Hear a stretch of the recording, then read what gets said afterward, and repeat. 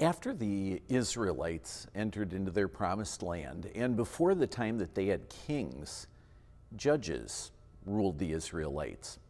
Judges were God-given military spiritual leaders who ruled from time to time in parts of the land and drove the enemies out of the land for the people.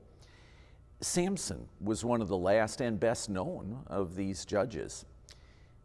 Samson was the first of the Bible's lifetime Nazarites, folks who were dedicated their whole life through to God, and they were specially dedicated by abstaining from alcohol, avoiding dead bodies, and failing to cut their hair.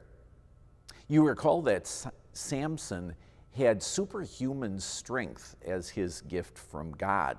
He was strong enough, for example, to dispatch 1,000 Philistines with no more than the jawbone of a donkey. Samson delivered God's people, and he did so for a couple of decades. But Samson had his flaws, notably one of them. Samson liked the ladies, and not in the good way of dedicating himself to one Israelite wife his lifetime through. No, the sixth commandment was an issue for Samson. And so Delilah blinded him with her love, and blind, Samson became a slave and entertainment for the Philistines. But Samson got the last laugh when he brought down the house, when he collapsed the pillars of the temple and killed thousands of Philistines.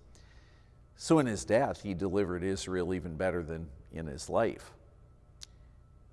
Of course, Samson reminds us of our hero, Jesus Christ. In contrast to Samson, our hero, Jesus, was an unflawed hero. He was perfect and pure in thought and word and deed, and he's delivered that innocence to us. Like Samson, Jesus died and delivered his people, but in contrast to Samson, this was the deliverance of the whole world from its sins. Jesus the Nazarene was dedicated to his heavenly Father his whole life through, and he inspires us New Testament Christians to be New Testament Nazarites, dedicated to our heavenly Father our whole lives through. When you consider how much Jesus served you, it leads you to want to serve him. That's going to get the week off to a great start for you. You have a terrific one.